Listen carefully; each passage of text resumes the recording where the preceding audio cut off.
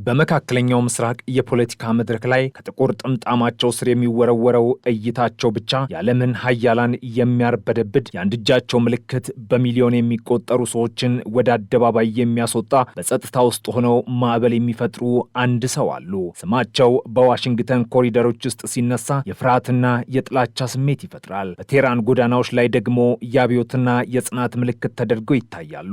እሳቸው አያቶላህ አሊ ኻሜኒ ናቸው። የኢራን መንፈሳዊ መሪ፣ የሺአ እስልምና ጠባቂ እንዲሁም የምዕራቡ ዓለም ቁጥር አንድ ጠላት። ዓለም ስለሳቸው የሚያውቀው ጥቂት ነው። ነገር ግን እሳቸው ስለ ዓለም የሚያውቁት ብዙ ነው። ዛሬ ከጥቁር ካባቸውና ከወፍራም መነጽራቸው በስተጀርባ የተደበቀውን ከማሻድ መንደሮች ተነስቶ የፋርስን ግዛት ወደሚመራው ዙፋን የወጣውን የዚህን ሚስጥራዊ ሰው ታሪክ እንተርካለን። የታሪኩ ጅማሮ በ1939 ዓ.ም በማሻድ ከተማ ነው። በድህነትና በሃይማኖታዊ ጥብቅነት ውስጥ የተወለዱት አሊ ኻሜኒ የልጅነት ጊዜያቸውን ያሳለፉት በጸሎትና በቁርአን ትምህርት ቤት ነው። አባታቸው ጥብቅ የሃይማኖት ሰው ነበሩ። ልጃቸውንም በዚያው መንገድ ኮትኩቶ አሳደጉት። ነገር ግን በወጣቱ ኻሜኒ ልብ ውስጥ ከሃይማኖት ባሻገር የሚንቀለቀል የፖለቲካ እሳት ነበር። በወቅቱ ኢራን በሻህ አገዛዝ ስር ነበረች። ሻህ መሐመድ ሬዛ ፓህላቪ አገሪቱን ወደ ምዕራባዊ ስልጣኔ ለመቀየር እየጣሩ ባህላዊና ሃይማኖታዊ እሴቶችን እየጨፈለቁ ነበር። ወጣቱ ኻሜኒ ይህንን ሲያይ በውስጡ የነበረው የለውጥ ፍላጎት አደገ። ከሃይማኖት መጽሐፍት ባሻገር ስለ አብዮት፣ ስለ ነጻነትና ስለ ፖለቲካ ማንበብ ጀመሩ። የንባብ ፍቅራቸው የኋላ ኋላ ለሚኖራቸው የአስተሳሰብ ጥልቀት መሰረት ጣለ። ወሳኙ ምዕራፍ የተከፈተው አያቶላህ ሮህላህ ሆሜኒን ሲተዋወቁ ነው። ሆሜኒ በወቅቱ በሻህ ላይ የከረረ ተቃውሞ የሚያሰሙ የሃይማኖት መሪና የአብዮት አባት ነበሩ። ኻሜኒ በሆሜኒ እይታና ስብዕና ተማረኩ። የሆሜኒ ታማኝ ተማሪ፣ ቀኝ እጅና የአብዮቱ ሰባኪ ሆኑ። በ1960ዎቹና 70ዎቹ ኻሜኒ በሻህ የጸጥታ ኃይሎች ሳቫክ 6 ጊዜ ታስረዋል። በእስር ቤት ውስጥ የደረሰባቸው ስቃይና ድብደባ ለዓላማቸው ይበልጥ ቆራጥ እንዲሆኑ አደረጋቸው እንጂ አላንበረከካቸውም። በጨለማው የብቸኝነት እስር ቤት ውስጥ ስለ ኢራን የወደፊት ዕጣ ፈንታ ያልሙ ነበር። የህልም እስላማዊት ሪፐብሊክን መመስረት ነበር። 1979 ዓ.ም የኢራን አብዮት ፈነዳ። ሻህ ተሰደዱ። ሆሜኒ ከስደት ተመልሰው ቴህራን ገቡ። አሊ ኻሜኒ ከፊት ተሰልፈው አብዮቱን መሩ። አዲሱ መንግስት ሲመሰረት ኻሜኒ ቁልፍ ቦታዎችን ያዙ። የመከላከያ ሚኒስቴር ምክትል፣ የቴህራን የአርብ ጸሎት መሪ እንዲሁም በኋላም የኢራን ፕሬዝዳንት ሆኑ። ነገር ግን የእሳቸው እውነተኛ ፈተና የመጣው በ1981 ዓ.ም ነው። በሰኔ ወር አንድ ጋዜጣዊ መግለጫ እየሰጡ ሳለ በቴፕ ሪከርደር ውስጥ የተደበቀ ቦምብ ፈነዳ። ኻሜኒ በከባድ ቆሰሉ።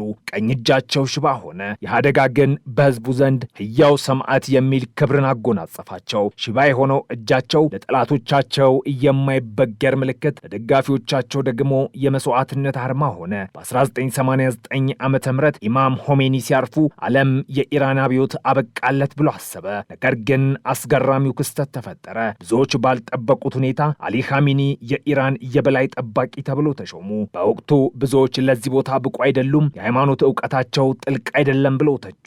ኻሜኒ ግን ይህንን ትችት በዝምታ ዋጡት። እናም በቀጣዮቹ ዓመታት ማንም ያልገመተውን የፖለቲካ ጥበብና የስትራቴጂክ ብቃት በማሳየት ጀመሩ። ተቀናቃኞቻቸውን በብልሃት አስወገዱ። የአብዮታዊ ዘብ ጠባቂ IRGC የግል ጦራቸው አድርገው አዋቀሩት። የኢራንን ኢኮኖሚ፣ ሚዲያና ፖለቲካ ሙሉ በሙሉ በቁጥጥራቸው ስር አደረጉት።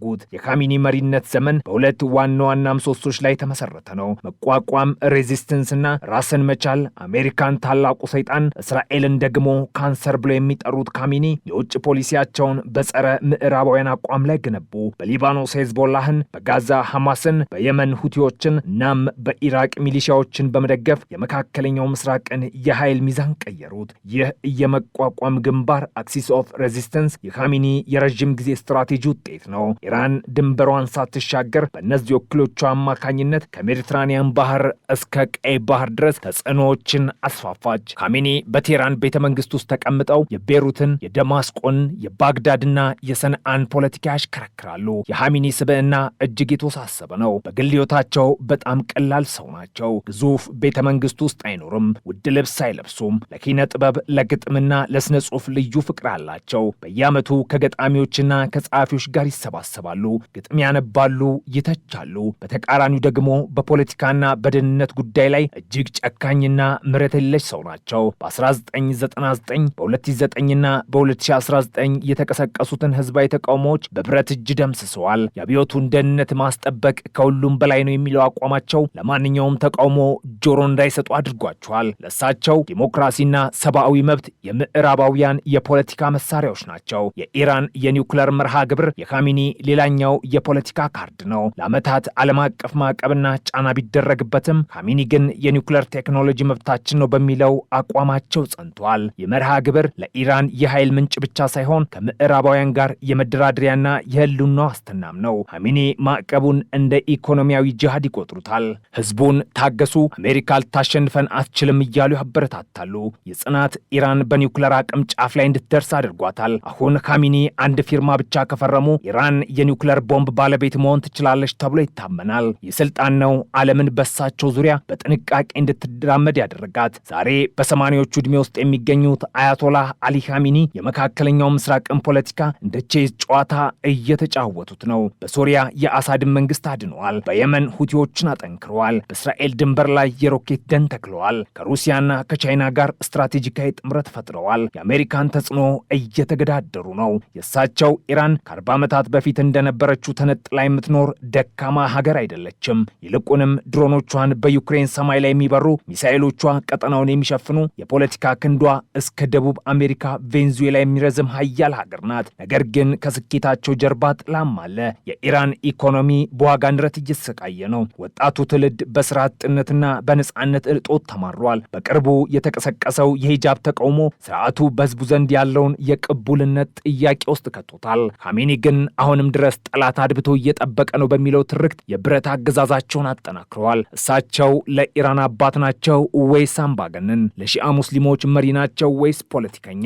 መልሱ እንደ እይታው ይለያያል። አንድ ነገር ግን እርግጠኛ ነን፣ አያቶላህ አሊ ኻሜኒ የዘመናችንን ታሪክ የቀረጹ የማይናቁና የማይዘነጉ ታላቅና ውስብስብ ሰው ናቸው። ታሪክ እንዴት እንደሚያስታውሳቸው ጊዜ ይፍታው። እስከዚያው ግን የኢራን ዕጣ ፈንታ በሳቸው ጥምጣም ስር ተሸፍኖ ይቆያል። ከዚህ ሁሉ የፖለቲካና የውትድርና ውጥረት በስተጀርባ ግን በቴህራን የውስጥ ኮሪደሮች ውስጥ በሹክሹክታ የሚወራ ነገር ግን ማንም ጮክ ብሎ ለመናገር የሚፈራው ሌላ ወሳኝ ጉዳይ አለ። እሱም ከኻሜኒ በኋላ ማን የሚለው የስልጣን ቅብብሎች ጥያቄ ነው። እድማቸው እየገፋ ሲሄድ እናም የጤናቸው ሁኔታ አሳሳቢ እየሆነ ሲመጣ የኢራን ወደፊት ዕጣ ፈንታ ምን ይሆናል የሚለው ስጋት በወዳጅም በጠላትም ዘንድ አይሏል። በዚህ ረገድ የኻሜኒ ሁለተኛው ልጅ ሙጅታባ ኻሜኒ ስም በተደጋጋሚ ይነሳል። ሙጅታባ ልክ እንደ አባታቸው ከህዝብ ዓይን የተሰወሩ ነገር ግን በደህንነትና በወታደራዊ መዋቅር ውስጥ ከፍተኛ ተጽዕኖ ያላቸው የጥላ ስር ገዢ ናቸው። ብዙዎች እንደሚገምቱት ኻሜኒ ስልጣኑን ለልጃቸው ለማውረስ እየሰሩ ነው። ይህ ደግሞ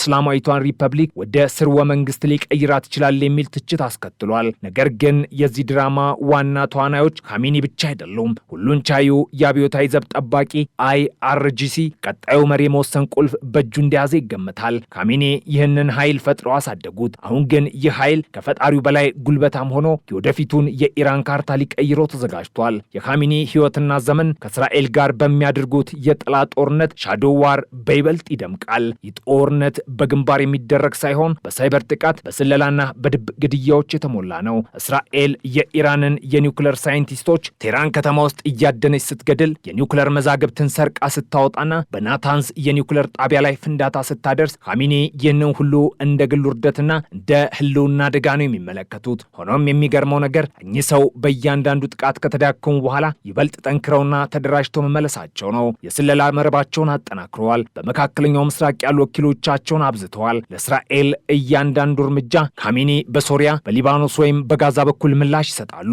ይህ የማይታይ የነርቭ ጦርነት የኻሜኒን የአመራር ዘመን ሙሉ የተፈታተነ ነገር ግን የአረብና የሙስሊሙን ዓለም ድጋፍ ለማግኘት የተጠቀሙበት ዋነኛ መሳሪያቸው ነው። በዓለም አቀፍ ደረጃ አያቶላህ አሊ ኻሜኒ የምዕራባውያን አዲስ የዓለም ስርዓት በጽኑ የሚቃወሙ የመጨረሻው የድሮ ዘመን አብዮተኛ ናቸው። አሜሪካ ዓለምን በብቸኝነት የምትመራበት ዘመን እያበቃ ነው ብለው ያምናሉ። ለዚህም ነው ነው ፊታቸውን ወደ ምስራቅ ያዞሩት። ከቻይና ጋር የ25 ዓመት የስትራቴጂክ ስምምነት መፈረማቸው፣ ለሩሲያ ዩክሬን ለመውጋት ድሮን ማቅረባቸው ኢራን ከምዕራቡ ዓለም ተጽዕኖ አላቆ ወደ አዲሱ የኤዥያ ኃይል ቀለበት ውስጥ የማስገባት ትልቅ ራዕይ አካል ነው። ሐሜኔ ታሪክን የሚያነቡት በምዕራባውያን መነጽር ሳይሆን በእስላማዊና በጸረ ቀኝ ግዛት ትርክት ነው። ለሳቸው ኢራን ተራ ሀገር አይደለችም። ኢራን የአንድ ትልቅ ስልጣኔና የሃይማኖት ምሽግ ናት። ይህ እምነታቸው ነው። በማናቸውም የዲፕሎማሲ ድርድር ላይ ለአሜሪካ እጅ አንሰጥም እያሉ ድርቅ ብለው እንዲቀሩ የሚያደርጋቸው ዛሬ በቴህራን በሚገኘው መጠነኛ ጽሕፈት ቤታቸው ውስጥ ተቀምጠው በአንድ እጃቸው የቁርአን መጽሐፍ በሌላኛው ደግሞ የዓለምን ካርታ ይዘው ሲታዩ አሊ ኻሜኒ የዘመናችን ትልቁ እንቆቅልሽ ሆነው ይታያሉ። የሰሩት ስራ፣ የፈጠሩት ተጽዕኖና የገነቡት ወታደራዊ አቅም በቀላሉ የሚናቅ አይደለም። በሚሊዮኖች የሚጠሏቸው፣ በሚሊዮኖች የሚያመልኳቸው እኚህ መሪ የመካከለኛው ምስራቅን ታሪክ በቀይ ቀለም ጽፎታል። የመጨረሻው ምዕራፍ ገና አልተጻፈም። የኒውክለር ምኞታቸው ይሳካ ይሆን ወይስ የህዝብ አመፅ ዙፋናቸውን ያናጋው ይሆን ወይስ ተተኪያቸውን በሰላም ሰይሞ በክብር ይሸኛሉ? እነዚህ ጥያቄዎች ያለምን እንቅልፍ እንደነሱ ይቀጥላሉ። እርግጠኛ መሆን የሚቻለው ግን አያቶላህ አሊ ኻሜኒ በህይወት እስካሉ ድረስ ኢራን ሰላማዊና ተራ ሀገር ሆና እንደማትቀመጥ፣ ይልቁንም የዓለምን ፖለቲካ የምታሽከረክር አውሎ ነፋስ ፈጣሪ ኃይል ሆና እንደምትቀጥል ነው። የእሳቸው ጥላ ከቴህራን አልፎ በመላው ዓለም ላይ አጥልቷል።